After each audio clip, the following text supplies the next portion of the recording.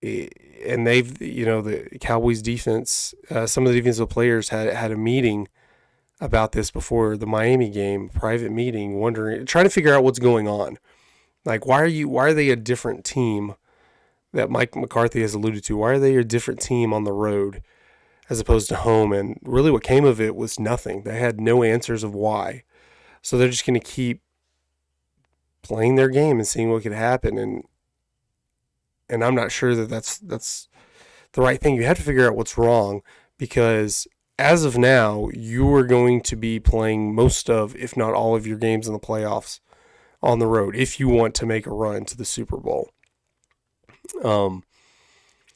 With Philly's been looking bad. They did beat the Giants, although that win wasn't pretty for them. But, you can't rely on anything anymore in terms of trying to win the NFC East, because Philadelphia's playing Arizona, and then they're going to go play the Giants again. Theoretically, you got to hope they lose both of those games, which it just doesn't seem like that's going to happen. Well, on top of that, you have to win your last two. I have confidence that they're going to beat Washington, although that's on the road. In Detroit, I'm not so sure. I'm thinking, like, if this team is anything like we've thought over the last 6 or 7 weeks, they have to go, it's a home game, but they have to go in and just destroy the Lions, which I don't necessarily think is going to happen. I have confidence that they can win that game, but what they need is just an exclamation point to show us, like, hey, this is a good team. How many teams with winning records that they beat? I think at this point it's 3, because the Rams and the Seahawks have winning records. They've been fluctuating above and over 500, but really the only good team you've beaten has been Philadelphia. And right now you see they're kind of reeling. So did you really just catch Philadelphia when they were going down, while they caught you while you were on the up? We'll see. I think if they have any chance of making any kind of run in the playoffs, you need to build your confidence and go out and take care of business against Detroit. If you can do that, beat them by a couple of touchdowns or a couple of possessions, which they've been doing against teams at home, you do that builds a little bit of confidence. Then I think it's good that you're playing Washington on the road. They're a scrappy team, and I think you can kind of take momentum in if you can win that game and say, look, for your own personal self. So, like, I don't know that they think they have a problem playing on the road. Obviously they know there's some issue there, but your mindset can get pretty foggy there when there's something you can't explain. It just bothers you of why they play so terribly on the road or on grass as opposed to turf. And if you can go, beat Detroit and then go get a win on the road against Washington, I think you're building some confidence, because it's more likely you're going to be playing on the road. You're not going to win the NFC East, more than likely. And although you're still available, you haven't been eliminated from getting the number 1 seed. It'd be very, very a very outside chance that that'll happen. You're talking about Philadelphia losing to the Cardinals and Giants. San Francisco, although Purdy goes out, throws 4 interceptions, they get blown out by the Ravens, they are still playing Washington and the LA Rams. So the Rams are looking good, but I don't know if they can win. Philadelphia and San Francisco both lose their last 2 games, while the Cowboys win their last 2 games. I don't know. I'll tell you something, though. Dak's MVP chances are gone. Although he didn't look terrible against Miami. He did play pretty well. But, again, if the quarterback's going to win MVP, it's going to be the quarterback of probably either one of the number 1 seeds. But, the MVP is not going to be the quarterback of a wild card team, and that's pretty much more than likely where the Cowboys are going. Not that Dak's playing worse than Purdy right now, or even, if you want to mention Jalen Hurts, but his MVP chances have been gone for a few weeks now. Right now, honestly, it's probably going to be Lamar Jackson, but unless Dak balls out and the Cowboys are at least able to win the NFC East, I don't think there's any chance for Dak to win the MVP. This might be the closest he's been, but it's just not looking very likely. And where does this team go from here? I obviously winning your last 2 games can be big, but to make it to the Super Bowl, I mean, just not being able to play. You can say avoiding San Francisco obviously is a great thing. If you can have somebody pick off San Francisco in the division round, if you don't have to play them in the division round. But the way they've been playing on the road, sure, as of right now, the standings show they're going to go to Tampa Bay and play the Bucs like they did last year. Buccaneers this year are better than they were last year. But let's say you go out there. I mean, obviously you're going to be a better team. You're probably going to be favored. And let's face it, Cowboys probably will win that game. But the way the standings are going right now, it looks like you're going to go play in Philadelphia, which the Cowboys did play well against Philadelphia. There were, very close plays where whether it was Dak stepping out of bounds on that 2-point conversion, a couple of plays where they tackled at the goal line on 4th down attempts. You played well and you were in it to win that game. San Francisco, I don't know if the Cowboys can even win in San Francisco. I mean, any given Sunday, Cowboys have looked really good some weeks, and San Francisco has looked really bad other games. But I think your best bet is maybe play in Philadelphia in the division round, see if you can beat them, and then hope the 49ers get knocked out by somebody else. I'm not sure. I'm not sure how that you can be very confident. I mean, Cowboys have, I think, as good a chance as most teams do right now to possibly make it to the Super Bowl. It's always about who has the best run, and if you can get hot at the right time, win these last 2 games against Detroit and Washington, again, who knows? But I don't think there's a way that you can feel confident right now with this team.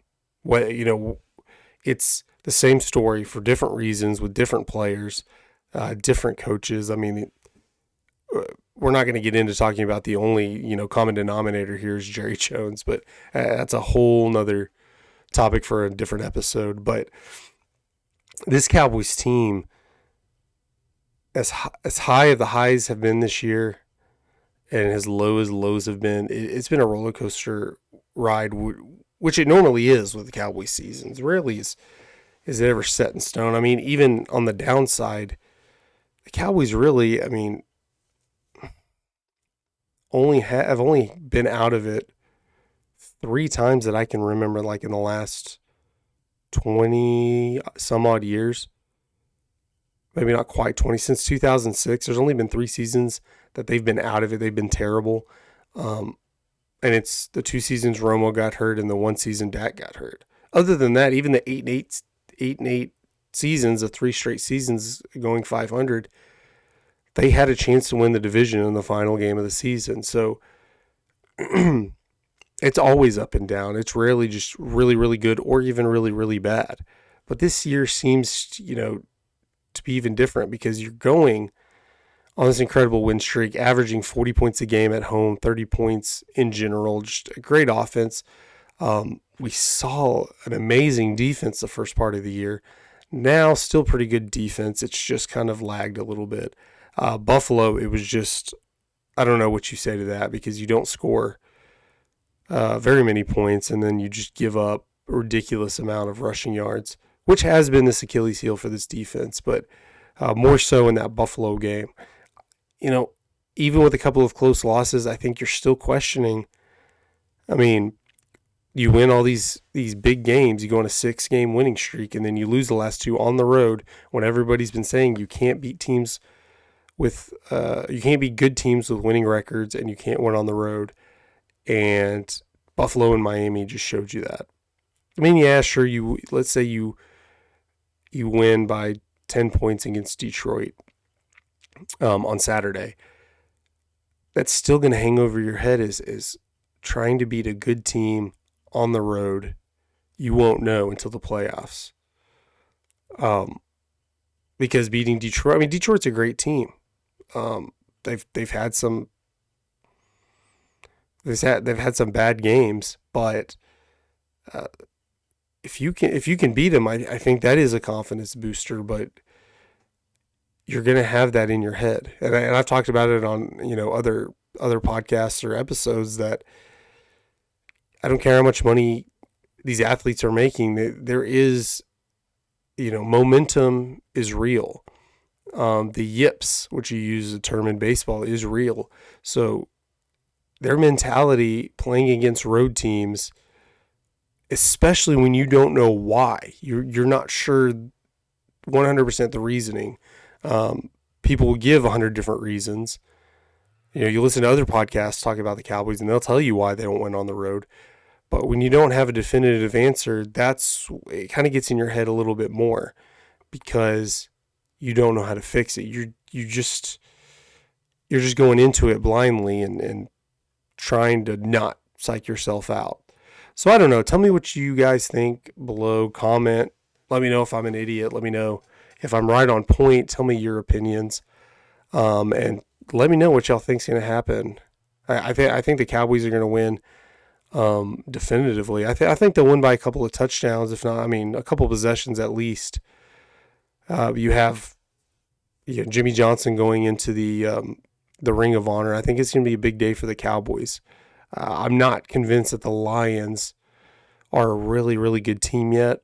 We'll see. The fact that they won their first division championship in 30 years or so, I think that bodes well for the Cowboys, whereas you're still trying to work on your division and holding yourself to these high standards. I think it's possible you might catch the Lions sleeping now that they have their spot in the playoffs. I don't know, but tell me what you think. Thank you for tuning in to this edition of the Sports Page. Make sure to subscribe, follow. If you're listening on a podcast app, comment down below and let me know. Let me know how you're listening. But guys, thank you. Until next time, I'll see you in 2024.